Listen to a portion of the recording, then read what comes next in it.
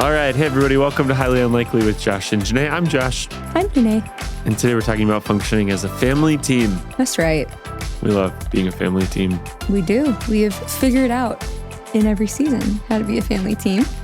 So our hope is to speak practically and hopefully some inspirationally to you, and also just give some clarification points as well. But yeah, I don't know when this airs, but we're coming out of Easter weekend, which is the ultimate test of our family team.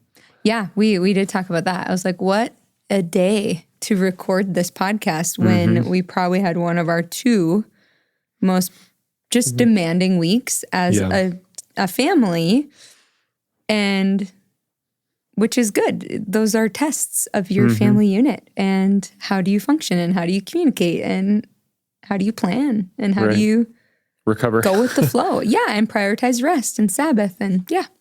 But before we go there, we're going to do a question from the box. Bum, bum, bum. What moment changed the way you look at life? We asked that one already? I feel like or when if you're we just a Christian, don't like it, if you don't answer when you say came to Jesus. know Christ, who are you even? I think I'm drawing from the wrong end. You possibly are. Why don't you just draw from the middle? Oh, I am drawing from the wrong end. Okay. I'll draw from the middle. Yeah. Sorry. If you could name the street you live on, what would you call it? Oh, wow. What an interesting question. I would call it Wimbledon Way. Of course you would. I would name it Charlie Street, because that would make our kids so happy, because that's our dog's name and they're obsessed with him. Charlie Lane. Charlie Lane. That'd be a great place to live. We live at 4071 Charlie Lane. I'm sure there is a Charlie Lane somewhere. Shout out to everybody on Charlie Lane listening to this podcast. I've never heard of Charlie Lane before. I have not either. We've lived on cute street names. Yes, that's true. Like, we really have throughout our lives. So we've never had, like, my old home address was like so easy in the small town I grew up. And then they updated all the road systems. Yeah. And now it's like 8 numbers. Yeah. And I was just like, it was like rural number, box number. Rural route 7, box 7 or something like that, you know? RR2. Yes. And they did away with it. And now they just like ruined my home address, my childhood address. I think ours was literally like our name and then box 56. And it was out in the country. That was just it. Your name and box. RR2 box 50. Yes, whatever it was. That was what ours was. And then they changed it. Us country folk. Yep. Just reminiscing. All right, Josh. All right, Jenaye, why a team? Why a team, Jenaye? Yeah. Why are we talking about this, and why are we calling it a team? Yeah. First, I want to distinguish between, there is like a ministry, maybe I guess we could call it, called Family Teams. We love led them. by, Pretty Positive is Jeremy Pryor and his family, and a little bit with Jefferson Bethke. And so we're not saying that we're proclaiming what they teach. We're just trying to give practicals and direction of how we operate as a family team. And this is stemming out of sitting with many couples, helping and sitting with many different families, and seeing many different scenarios just in and through leading the church, and then just having life and family, and seeing not many people either embrace this or know how to live this way, or know that it's honoring to the Lord in operating your family in this way. What were you going to say, Dave? I was just thinking how a lot of people run a budget of like their finances, but there's also like a budget of your energy, a budget of your time. And just Jenaye is an intentional person who plans. And part of this is just birthed out of her budgeting our family's lives. Because you only have so much to give. I do joke that I'm the family secretary, so just call the family secretary. She'll figure it out. But I mean, but there is always there's a weighing to this. I have most of my hands up for those who are not watching. But like, we heard someone recently say that, as believers, so the highly unlikely life is a life of a believer, which is a spirit-led life, not a well-managed life. And some of us live such well-managed lives, you've managed the Holy Spirit right out of it. Right. And so that is not what we're saying. We are not saying that you need to live such a well-managed life. And there's some people where you have no structure. Joshua says there's like bones and breath when it comes to the Lord. There's like structure in his spirit. And I don't think that a family unit, family team is much different. It's like we are called to boundaries and structure. And like our children, they need attunement or connection, and they also need containment. They need boundaries, firmness and kindness. You know, it's this like both sides of who God is. And we just see that God's design for family, which we've talked about this on past podcasts, I more and more believe the downfall we're seeing in humanity in our country primarily, you can stem most things back to the breakdown of the family unit. You could probably stem a lot back to the devaluing of fathers, husbands, dad roles, or the absence of them, the breakdown of marriage and what God would institute as marriage. So we see God's design is for a beautiful interdependence with the gifts of God individually expressed in each unit member of the family. Yep. The American dream, and I would even say the American church, has propped something up that would say the dream is independence.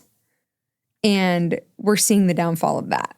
So even things that we're fighting against the current in churches, that people are so independent, they don't know how to be a body that are each different parts, like the body of Christ, who are interdependent to operate as one. It's how the body of Christ works. And I do really believe, we believe, it's how your family unit is meant. There's a head, you know, there's someone has this part, someone has this part. We all work together and accomplish what God has called us to. Right. And different family teams have different amount of bones and different amount of breath. So, you know, depending on your personality and the team you're a part of, you might be high structure or lower structure, but there should be structure, you know, to some degree. And so we're going to give you a little bit of our defined structure. Yeah, and we're how we really going to try talk practicals today, some tools. There'll be links in the show notes, which I'm working on, literally giving you templates of what we use. I'm not saying what we use is the best. I'm sure you go download something off Etsy, or you could go find, like, this is stuff that we've just literally designed, and it's the documents that we use. It's not the full document. I've made like a template version, but I actually took some actual examples from our own one, and I redacted like names and stuff and details. Like, you can, like, you know, hijack our life, but you'll see the flow. And even on our team meeting, you'll see we're reviewing at that time 2 to 3 months out, and all the bullets of what we reviewed and all that kind of stuff. So right. And I'm actually, Jenaye is higher structure, I think, out of necessity. I was going to say, I'm not, am I a structured person in general? No, but out of necessity and communication and the health of our marriage, the health of our kids, the health of, like, I think that's where, so what I'm grateful for is that structure has brought health to our family. So even if you're like, man, I'm not a very structured person, we go with the flow. I think you have to honestly assess, okay, but is that helping my family? Is that helping my marriage? Is that helping my kids? Or is it actually hindering? And I do think some people may use that as an excuse, and the calling God has placed on your family or your marriage or you as an individual has not been fulfilled because you can't carry the weight of it, because you don't have the scaffolding to do that in your family. So yes, out of necessity, but also the calling that's been placed upon you and upon me and upon then, as a result, also our family, is if there's no scaffolding, the weight of it would crumble a lot of things, would cause a lot of pain. And I think we just see that in the Christian realm. Like, everyone is like all about, like, what's God calling for my life? But it's usually attached to your dreams being fulfilled and the opportunity or the influence, and not seeing people really quick to sign up for the refinement, sign up for the lesser amount of liberties that you get, because God will refine you and he'll prune you. So this has been a part of it. Yeah, so we're going to jump into it, but Psalm 133 talks about where there's unity, God commands a blessing. Yep. And so we talk about that in our church, being united people, but also like in our family and our family team. What's the best even sports teams you see? They just like gel together well. They're united. And you can see there's some teams where you're like, oh, there's like disunity here. And there's then a they lot of don't talent, play well. but not unity. A lot of talent, but not, yeah. So it's not about talent. It's not about giftedness. It's about unity. And I think it's interesting in Psalm 133, it says, about how pleasant it is when God's people dwell in unity. And it says God commands. There, God commands his blessing. He doesn't just offer it, he commands it. And it's so interesting. Even yesterday, I view everything as a teaching moment with our kids. It was like one of those days where I was like, what touch of God is on our house right now? Because there is so much peace. There is so much kindness.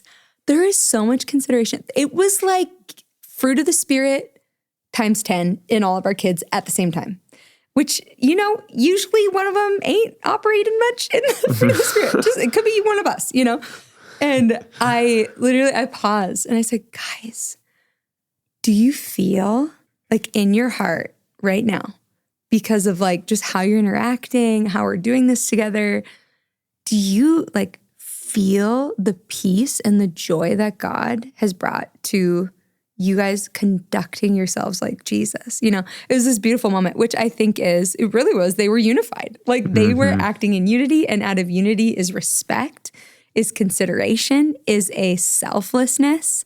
You can't usually get unity in the absence of those things. Unity usually comes at like a dual selflessness or sacrifice or, all those kind of things. So when we talk about family team, we are talking a lot about unity. But I also put our marriage verse in here. Yeah, go for it. If you don't have a marriage verse yet, you should find one as a family or just as a couple. We'll share ours with you if you want. Yeah, you could take ours. Romans 15, verses 5-7 says, may God, who gives this patience and encouragement, help you live in complete harmony with each other, as is fitting for followers of Christ Jesus. Then all of you can join together with one voice, giving praise and glory to God, the Father of our Lord Jesus Christ. Therefore, accept each other, just as Christ has accepted you, so that God will be given glory. Yeah. And that, has been it's been our marriage verse, it's been our key verse, and that informs how we've structured the team of our family. So we're recording this after we did Vertical Parenting Part 1 and 2 with Doug and Vicky. They talked about you create family values that you then attach your family name to those values. So what are some that we say with our kids? Yeah, we choose people over screens. Yeah, like Shawdos choose people over screens. I always say Shawdos tell the truth. Yeah. And sometimes I'm saying that, like I'll say, hey, so-and-so, did you hit so-and-so? Like they said, and they're like looking at me and you're seeing they're deciding if they're going to tell the truth or not. And I'll say, Shawdos tell the truth, and just we go back to it. Am I going to get in trouble if I tell the truth? Not as much trouble as if you lie. Well, we always say, confession is always better than caught. Just the same in life. You still may have consequences upon confession. Usually are not as extreme as when caught. Just pretty true. But yeah, just in other values, but it attaches to your name. And even we say when it comes to, you guys, this infiltrates on so many levels in our family, down to the way we put away laundry. We have a team model. And it's not like, you do this part, it's like, no, I set it up a certain way, and everyone just knows their contribution. And that's another language we use is like, what's your contribution to the family? Which I would say, like our youngest is 5. She's really starting to understand it now. So it gets easier as they get older. I'm excited for when they're older. I know they have their own will, and it could be harder, but it actually gets me excited for it.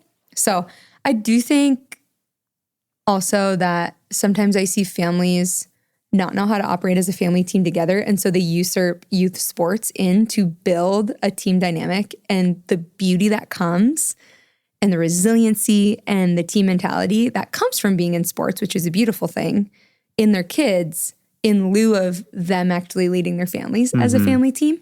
If our kids learn that from sports, then great. But first and foremost, they should be learning it from us as a team. Right. And Yeah. Do our children always want to function as a team when it comes to laundry? My goodness, no. Or anything. No, and it's like we do like family team pickup around the house. Like, hey, we're going to take 20 minutes. And there is one that maybe is screaming on the floor. Like, I don't want to. And it's like, well, you're part of the team. Are you part of the team or not? Let's go. And if they choose not to, which we're getting into the parenting thing, but it's like, you can listen to the parenting podcast on that. Mm-hmm. I think even if you're to that.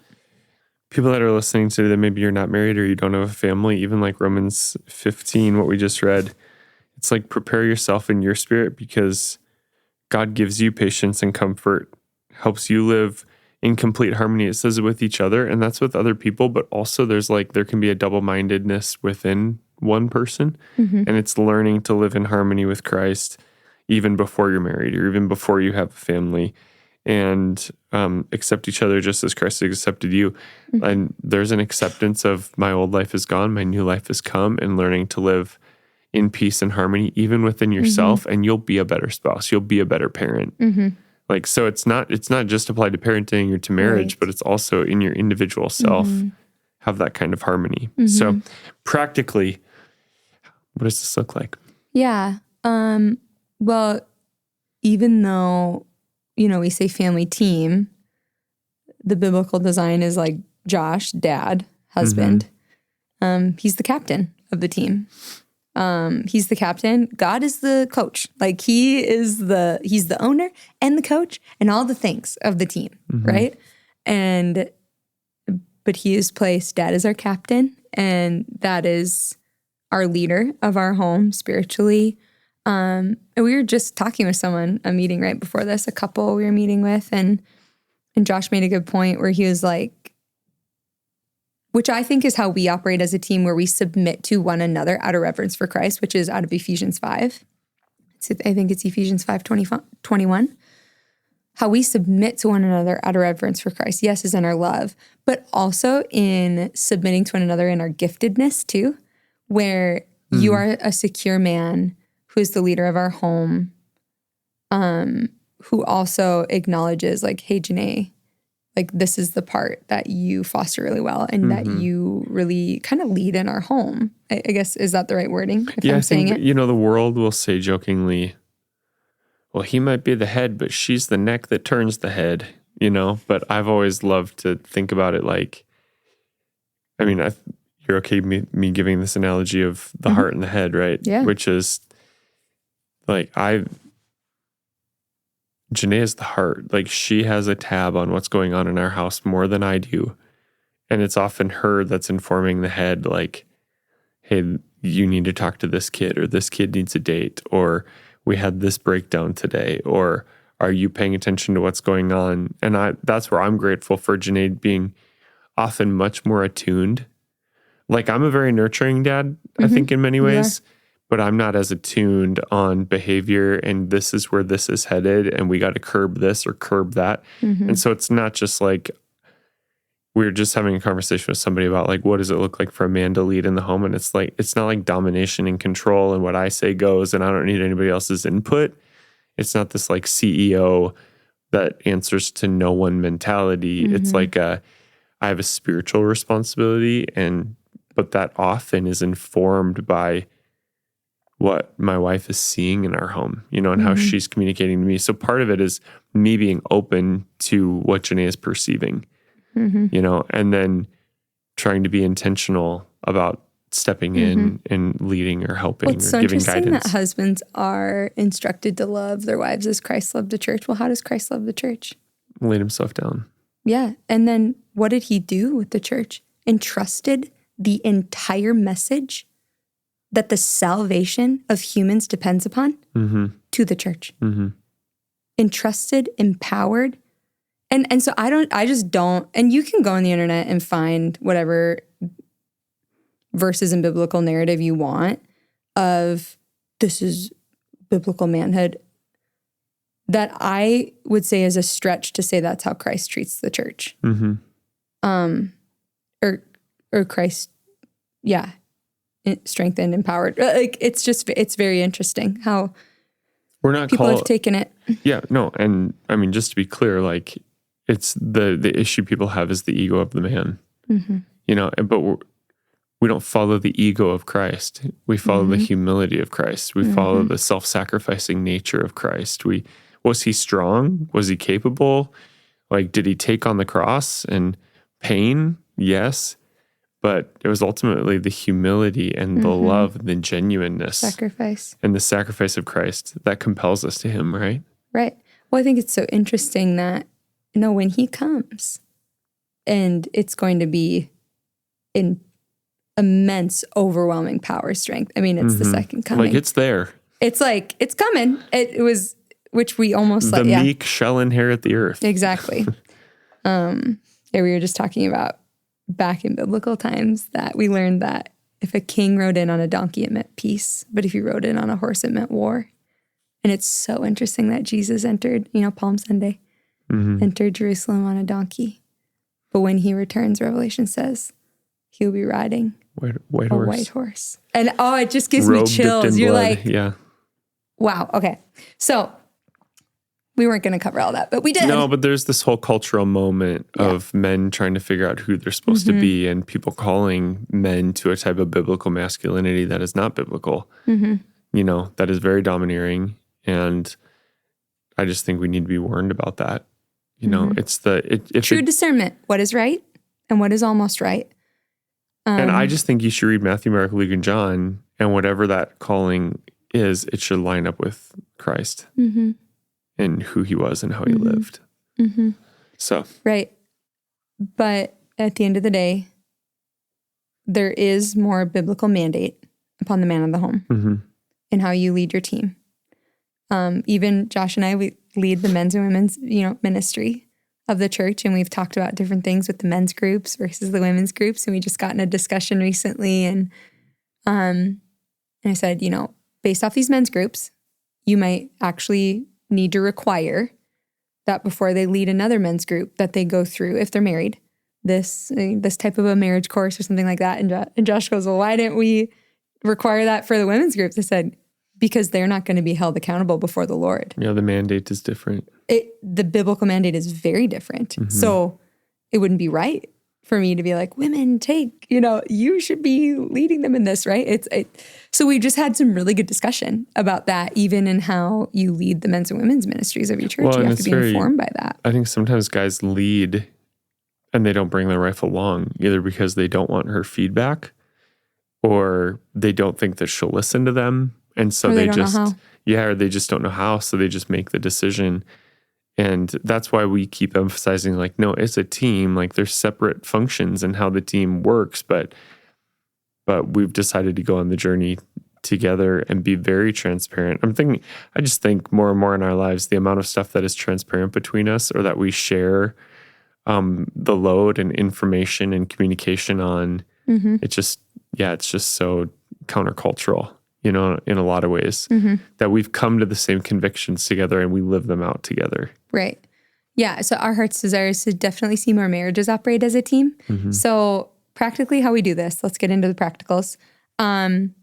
So best practice of developing a family team is like if you're dating and on the point of marriage that you've talked about this, like, which hopefully if you do any premarital counseling, which you should because stats show that your chances of happy, healthy, longevity. What am I trying to say? Yeah, 30% higher if you do pre-marriage work. Premarital. That you should operate through that. Like how do you view, operating and roles in the home, things like that. But practically how you do this is, number one, you have to come to the realization and then acknowledging that you're on the same team. Yep. And if you've been operating like you're on different teams, because we have seen scenarios where it's like you're married, but you are not one. Like, yes, in the covenant of marriage, they say, like you are one, biblically you're one, but you're not operating as one.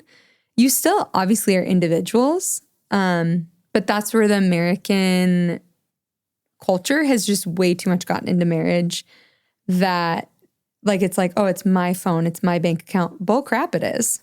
Like, I'm sorry if you have kids listening, honestly, but it's choosing to like live separate lives, Like, why on earth did you get married? Like, I literally, sometimes I see things, I'm like, why? It's like, sorry, we should do an episode that's just kind of a waste episode, but Josh and Jenaye soapboxes. Oh I was about gosh. to get on one. Like, I'm sorry, people who leave 10, 15 minutes early from church. I'm like, why did you get your butt out of bed and come? We're doing it now. Just stay home. So people who live completely separate lives and then get married and continue to live separate lives. I'm like, why? Save the money. Like, don't do it. Oh, sorry. Can't. Soapbox. Can't. So, meant to be one. So, this is hard if you want to operate as a family team or you want to operate as a team in marriage, but your spouse does not. There could be things that you implement. There have been seasons where like one of us is carrying a bit more of the weight of these rhythms and practicals than the other one. Okay, I just want to go one step back because what we could skip over that I think is really important and that you and I have done a lot of work on is we are in convictional alignment.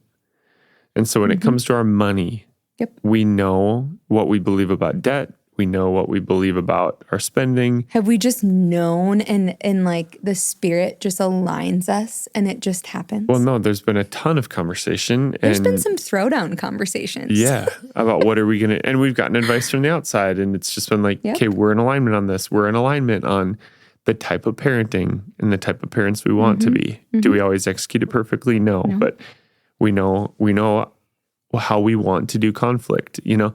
So I think sometimes people could hear this or they could skip over getting into having those conversations, like go out on a date or when you're sitting in bed at night, sit down and say, hey, can we, and Jenaye presses me on this. She's like, what is our stance on discipline with our kids at this age? Because it's changed from 2 years ago. If you're still disciplining like you were 3 years ago, you're probably out of date with your kids and what they need. Your kids get confused because you either have a good cop and a bad cop or you have mom has one way, dad has another way, and you have kids responding to anger or responding to like behavior modification type stuff rather than like getting at the heart. And so if you're wondering like where to start, it's like sit down with your spouse and start to talk more about than one sit down, like one topic at a time and just say, what are our convictions on this topic? And are we going to scripture or are we just calling it for ourselves? You're going to go to prayer. Like it is a part of being a team is a good communicator. Like those are the teammates you want.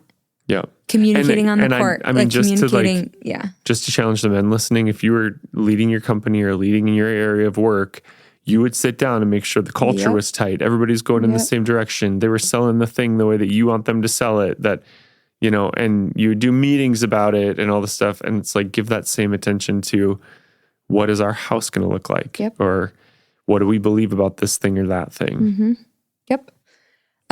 So the second thing, like how do you do this is you establish rhythms for your family team. I firmly believe that everyone can have a rhythm that works for you. And we are so not absolutes type people. We rarely use language like always, never. People who do, I think you're quite dramatic. I used to be a person who did. Josh has helped me learn that. So we're not going to say absolutes always come out in conflict. That's when. And now it's most tempting.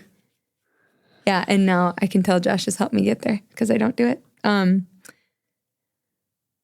So what we're not saying, these are the only rhythms that work for people. These are what we're saying, the rhythms that work for us. And you can cherry pick what works for you. We serve a creative God who could give you a better idea than what we're talking about. So, it's like, we want to be a team. We want to operate in unison. And no matter how crazy your life is, I'm sorry, we have a bunch of demands on our life. There are many people we disappoint because we are humans and can't do everything for all people, you know? Thank goodness that is Jesus and not us. So, like you could say, there's just like too much to manage. Well, some of this may force conversations of there is too much in your life.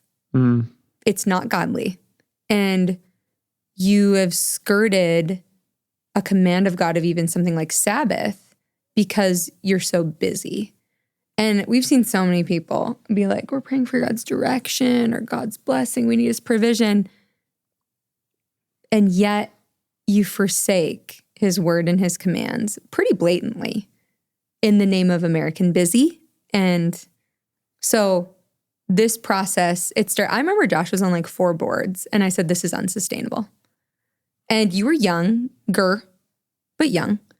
And I think it was this like, you were still allowing part of you to die that needed to like impress anyone, or, well, this is like a great opportunity, or I might miss out on this. And it's like, well, what matters more? So we are very cognizant. And I actually really despise I don't despise. That's the wrong word. When people, I've noticed a common thing people say are like, oh, I'm sorry, I don't want to like, whatever. If they ask to meet with us or whatever, stop us or talk or whatever. And it's like, I just know you're so busy. And I started saying, no, life is full, but we decide where our time goes. Because like, no, life isn't happening to me. Like, we are deciding where our time goes. So you are not passively going through like, oh, it's all just busy and no. I remember when we first got married and Jenaye we had like 5 errands to run and she wanted to ride in the same vehicle. Sure did. And I was like, well, but if we divided and conquered, we could get this done in half the time. And I just remember having this moment of like, okay, it's not just about accomplishing the errands, it's about having time together. And I can capitulate and come home and my wife feels connected to me and we got stuff done together, or I can resist and we can have, a life and a marriage that is constantly like has distance in it, and I'm just going to keep preaching this. And I know people don't like it, but I don't care. When you have little kids and you're trying to have a healthy marriage and you have 6 hobbies and you're hunting and camping and playing the sport that you should have retired from in high school, and you're gone all these nights doing all this stuff, you are making a choice. And there's way too many men that have Neverland syndrome where they want to be little boys who fight big battles and they don't want to be men. And the thing, like, we have very full lives. Last night, I worked out and I did it in our master bedroom while my family was watching a movie together because, and one kid came over and did it with me. And it's like, but I would rather live in an environment where Jenaye and I are connected and where I'm present than in a marriage and an environment where there's disconnect and there's animosity and we're not sleeping in the same bed anymore. And like, so it is a sacrifice. We've also just sat with many people where we hear enough of the common regrets. Yeah. I've never heard someone say, I wish I had more independent time and hobbies when my kids were young. I wish I would have taken more trips away from my family. I've never heard it. I've heard the opposite more times than not. So we've just like, I'm like, yeah. So we feel strongly because we've seen people live in a lot of regret. And heard a lot of kids who said my parents weren't attentive to what was going on in my life. And the thing that's going to be our generation, which we've already seen in our kids, is the generation kids of our generation saying, my parents loved their phones more than they loved me. I wish my parents would have just put away their phones. And so like we are actively like, how do we make sure that? Which is why we had a value where we gave kids language to ask us to put our phones away. Right. Anyways, okay. Sorry. Oh, we always do this, Josh. We're going to get to it right away. And then we talk and talk and talk. I know. Sorry. It's me. So, okay. These are our rhythms. We're just going to talk about our rhythms. Okay. Here we go. You can modify them for you. We're going to put in the show notes links to like templates. So you can like totally copy paste, or you can copy and modify to make it your own. I think that you should be view only in the links that we leave. So first, establish rhythms as a team. We have a weekly rhythm, which is called our team meeting. We have floundered through our team meeting in some seasons. We have gritted our teeth through our team meeting. We have tried to avoid some seasons, and that always blows up in our face. We used to do our team meeting on Sunday nights after I'd preached, and I always went into that meeting wanting to die. Wrong time. So then we've changed the day we're doing it. We've changed the time we're doing it because that's what you got to do. It can't just, and if you're a super regimented person, you're going to be like, it's on Wednesdays at this time, and it's never changing. That's not real life. Our kids are also in school now, which Yes. just gives us more flexibility. Yeah, especially when your days off are Friday. But now our oldest is to the age, like I have hopes for our family meetings because we do a finance portion. I have great hopes in the next 3 years where he is integrated into the family meeting and he is integrated into the schedule portion. And he, for sure, when he starts driving, he's integrated into the schedule portion. Yeah. And the finance portion of, what he's making, whether it's from a job or from, allowance with extra responsibilities and contributions to the family. So we have our team meeting.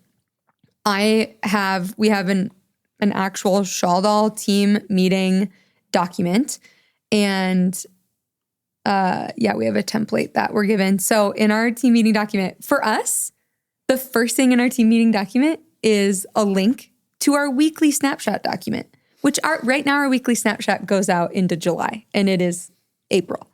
But that's because I'm planning our family summer and our babysitter for the summer needs to know her hours. And that's where I track her hours. It's where I find conflicts in our schedule. Also, hack is we have Google Calendars, whatever avenue you want to use.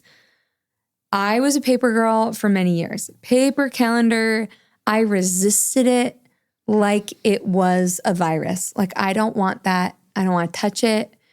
And then I got a Google Calendar and integrated it in, and we share it with each other. So I can toggle Josh's calendar on and I can off. And our assistant's sitting in the room. She sees legit every part of our life because I schedule even personal stuff in my Google Calendar. I don't keep a separate personal email. Ugh, who wants to keep track of all that?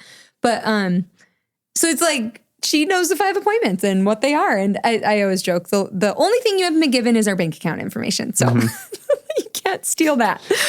But, next year. Oh my gosh. Just kidding. You can't steal, not that, steal our identity. Good thing she's a high integrity person. So it's like, so that's helpful. I can toggle on Josh's calendar and I can see, whatever. Someone else might want to do it differently. We have a joint email that sometimes I schedule kids stuff on that email. So I have like 3 different colored calendars. Most of the time I schedule something for the kids on my calendar. If Josh needs to know about it, I invite him to it. So there's a lot there where because we've synced something digitally and there's high transparency, it saves a lot of conversations. Yeah. Like I'm not saying, well, what's this or what's that? Or I didn't know about that meeting. Well, and he doesn't have to remember to tell me about everything. And even with the babysitter, you'll go through and do that week document and you'll tag her in the document and she'll comment. Yeah, she has access. She can see everything in our family calendar. I think too, to live this level of like people having access to people who are in your life, you got to live a life where there's like nothing to hide, too. So I think whatever that would be a different podcast. So, okay. I'm talking about the team meeting document. Meeting document. First thing for us is the team meeting document is basically an agenda of everything that Jenaye and I try to walk through weekly or bi-weekly as we're able to get to it. And then tagged on top of that document is a weekly snapshot that has the practicals those are the details of each individual week. And, what meals are planned? What are leftover days? Who's watching the kid what day? What is on the calendar that's out of the norm? Yeah. It's not every detail, but it's like, if you want a snapshot of the week and I'm the mom, there's a dress up day at our daughter's preschool today and I missed it. Like that stuff's not on there. You can go to the level of detail that you need. But Jenaye will literally, I'll say, hey, who's watching the kids tonight? What time are they coming? She'll go check the doc. Yeah. Okay. Because I'm like, what was it? And like, we're a family team. We're not perfect. We got through Easter weekend. I had a kid sick on Wednesday. So I had a low productive week prior, work-wise, because mom is primary and being caretaker is primary. So established that, went into services Friday, Saturday, Sunday. And, the kids are with me. And then there yet is also tons of guests, different responsibilities, whatever, at the church. And we've even made work decisions because we work together and lead together where for us, over the years, it's looked different. Like we kind of have this new rule that for the sake of our family and the function and rhythm of our family, Josh had said, if rarely I want us on a Sunday to both not be on platform, like whether it's Jenaye's hosting and I'm preaching, or Jenaye's preaching and like you're hosting, we're going to do that separate. So like on weekends, Josh isn't preaching, I'm the one hosting, just because of now having older kids. The demand on them. When they were babies, they didn't know if they were in for 3 services. Berkeley would sleep in the closet. She would. She'd have a little crib in the closet in the green room. We wouldn't leave her there by herself. She had a person with her. But so we've had to ebb and flow of our commitment, but we made it through. Even then, you know, Sunday went to a friend's house who had invited me. I took the kids so Josh could rest after preaching 7 times. Monday morning, got up. I brought the kids to Waffles, you know, so Josh could sleep in. And I didn't talk to him about anything about that, really. I told him about the friends thing, and he's like, I should come. I was like, no, you need to rest. Like, I know you love these people, but like, you need to go home to a quiet house and have a couple hours to recoup before you need to go back into full dad mode. Yep. And engage, because I want you healthy and rested. So she communicated an expectation.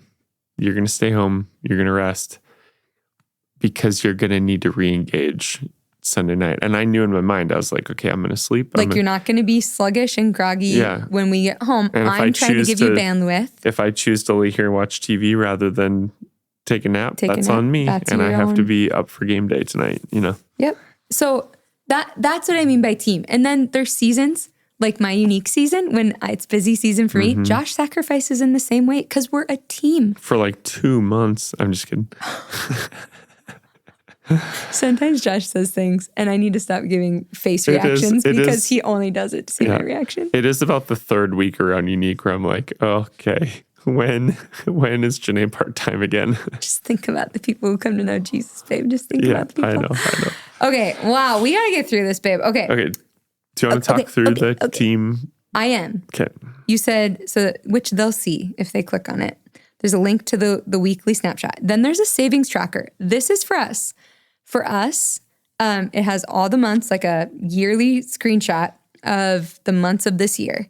And on our own personal one, there are big red numbers. This started 10 years ago when we were trying to pay off student loan debt. And I needed to see the big number. Like, I needed to see if we paid off like $500 or if we paid off $2,000 of debt. I needed that in a big red number over that month.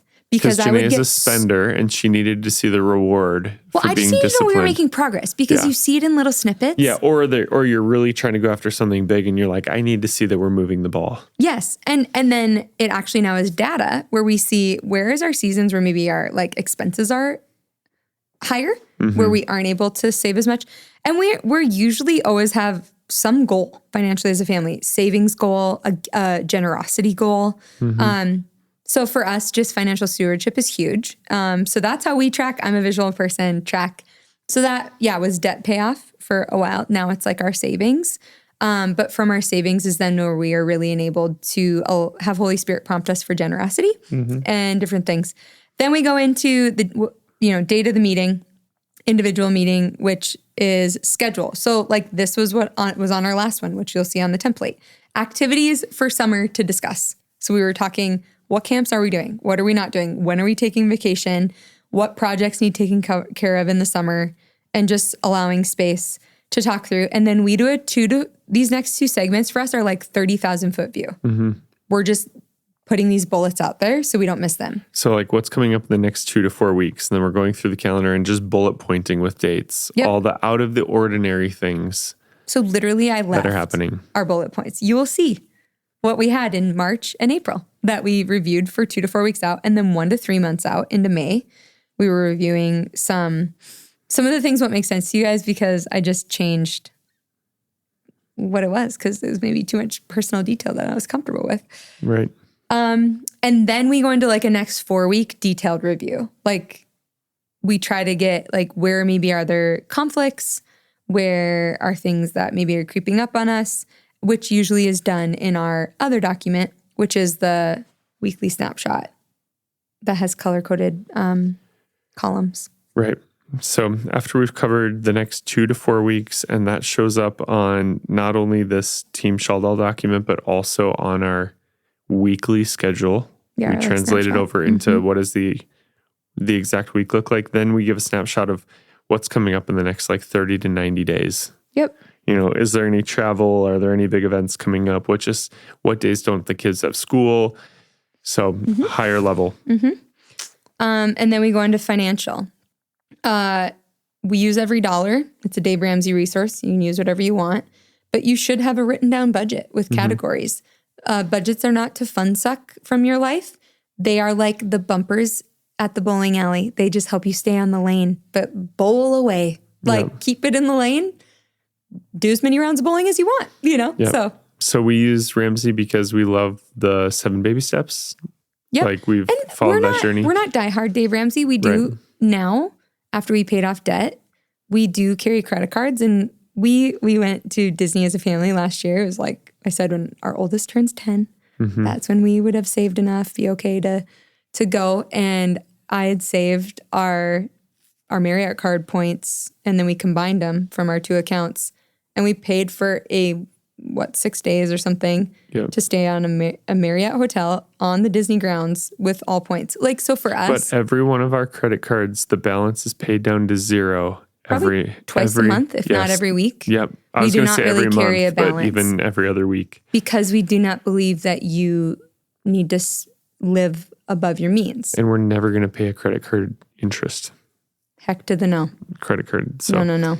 Those are a trap. They're an awful trap. So on that budgeting platform, all of our bank accounts, our credit cards, everything, our savings accounts, all upload automatically. We do pay for that, a yearly fee. Just the free. You can do a free model. It won't pull in the transactions from all your accounts. Is it $100 a year? It might be. So it might be more than that now. But it's started off at like about the $99. $10 or $15 a month, because you will spend $10 or $15 a month less if you're tracking what you spend. That's so true. And if you've not taken financial peace, that could be a huge key in you becoming a family team. That was a huge key in us having convictions financially. Josh looked at me and he's like, we cannot have credit cards. Essentially saying, we had different convictions on money when we got married. We had different habits. Yeah. Spending habits and even self-control when it came to spending. But we weren't on the same page on how much debt and what debt not to keep. Not at all. No, you're right. So we took financial peace and got on the same page. But also I had to change my behaviors around money in order to have a credit card again. And we said, if we ever can't just pay off a balance on a credit card, we need to cancel them. Yeah. And even Josh knows I've opened a couple of credit cards to get a deal, and then I freeze it. And it's totally frozen, unusable, things like that. So we've grown really disciplined around it because it can be a slippery slope. So we review our current month budget.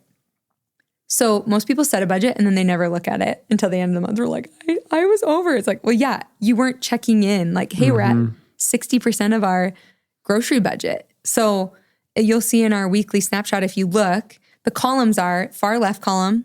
So now I'm jumping between these 2 documents, but it's the 2 main documents we use. Far left is the date. We do Sunday through Sunday.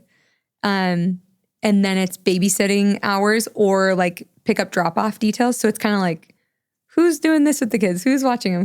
Who has them here and there? And then the middle is activities. So it might be anything out of the normal. It's not every meeting we have, but it's evening activities. If someone has an appointment that day. If somebody's gone a night or 2 nights. Yeah. Little things like that. When are connect groups? When does dad lead night school? Things like that. When does Josh have board meetings? All those different details in that middle activity column. And then on the far right, that column has changed. There used to be other columns. There was one that said, don't forget. And that was just a season where there would just be weird little things. Don't forget. Today it was had to send seed packets with our one daughter because they're planting seeds for the flower unit they're doing, that would have been in the don't forget. Don't forget to send seeds with, this child to school. Currently it's meal planning. And because that's where right now our goal this year is to really cut down our spending. Oh, there's my alarm. Said, guys, if you listen religiously to this podcast, you're I know exactly what time Josh and Jenaye record because her alarm goes off every time. Don't forget to get, I would keep talking and not forget to get our kids. The last column is food. That alarm went off, so we got to wrap up. And then on the Sheldon team document, there's a list of every one of our accounts, every one of our credit cards, and what the balance of all those accounts is. So we have a full. Sorry, Josh just jumped back to our team agenda. Yep. meeting. So that you, in one snapshot, you can see where we're at financially. Yep. And if it's like a credit card that you need to pay, we highlight it in red. If it's like your checking account balance, it's in green. So it's like you're seeing like, yeah, what really a snapshot. And maybe for some of you, if you thought, oh my gosh, to list out all of our accounts, we could never, you maybe need to close some accounts or credit cards or whatever it may be. So everyone, you're going to have to pray and discern where you're at in different things.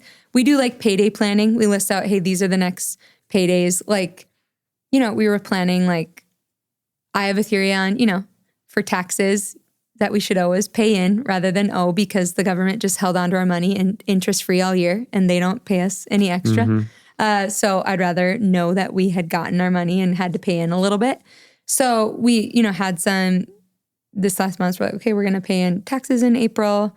And then we had this like revelation, like, oh, March was like a 3 payday month. And that just was like this like unexpected blessing. And like, okay, well, that enables us really easily to cash flow our tax bill. And so things like that. We also are, we're just people who don't finance things. The only debt we're going to carry is our mortgage. So that requires planning. Yeah. So we have convictions on money that inform. So when we plan our budget, even like if Josh is like, I need to buy some dress pants, I'll be like, well, we're going to budget that in May. Like, I mean, it's a discussion and it's a team discussion. Then we list out decisions to make. Like for us, we have people to have over. That's usually common conversation. Like who do we need to invite over, host, or have for dinner? And then I have a column of like whose voice they wanted to get together and being intentional about that. And then a household to-do list, which you'll see our actual ones. And then the bottom is our goals. Like what's our goals for this month? And it's good to like make little goals that you could accomplish in a month. Like maybe it's we're going to go on 2 dates this month. Maybe it's actually instead of like we're getting a lot of time together as a couple, we need to take each one of our kids on a one-on-one date or whatever it is. Could be financial, could be spiritual, whatever. Sorry, that was a lot. And if you're just starting, do one of these things. Like just start to communicate your weekly document, put all the information in there and start to share that, or get your finances on the same page. You know, just pick one thing to tackle a month. Well, or add on we do a weekly team meeting for the most part. Yeah, like you said, sometimes it's bi-weekly. Maybe you're starting off with, let's just try sit down monthly. I'm saying you can sit down every week, but if you're not doing anything orderly with your finances or with your calendar, don't try to take it all on this week. That's very true. Yeah, this has all been developed. We just want to give handlebars to people to live out spirit-led lives, highly unlikely lives, which takes the bones and breath. So I hope this was beneficial. So there are links for people to be able to see these documents. We will, in the show notes, have links to the templates of what we talked about, which is the 2 different documents. So we talked about like our documents we use in the rhythms, but then Josh and I do try for a yearly rhythm, which is essentially, and we've talked about it before, but it's like this Post-it activity. We have our own colored Post-its. We write down everything we feel responsibility for. And it's kind of like our lanes of our marriage. What were you going to say? It's a whole nother topic. Oh, okay. Of just the annual rhythm and what we're each responsible for. And are there sticky notes that somebody's taken on that they didn't intentionally take on, so that there's no resentment of like, you used to take out the garbage and now I've been taking out the garbage, you know, like that was a real conversation, you know, of like, or like, hey, the garbage, you know, taking it out every Thursday used to be on your list. Is it still? Yeah. Like it wasn't accusatory. Like, do you want me to be doing that? Well, let's just be clear in communication, you know, things like that. So it's not about competition. It's because you're a team. You're on the same team. You're not on different teams competing. So, plus we just talked to a lot of couples who are like, I just feel like I'm doing everything in the marriage. And well, then actually lay it out and write redivide. It down. Yeah. And Josh wrote some things down where I was like, you're right. I don't touch anything with insurance. I don't touch anything with, okay, but I don't think about that, you know, and it can help bring validation and seeing your spouse for the contributions they make to the family. Yep. Well, that's it for today because Jenaye has to get our kids so they don't have abandonment issues when they're older. I have never left them. You may think I've left my kids. I wasn't She meetings always up gets her to on school time. drop-offs. I have her alarm. So, Oh, man. thanks for joining. We hope this is helpful. We know it's a fire hydrant, but that's okay. You can put it on 0.75 speed and take it all in. So we'll see you next time.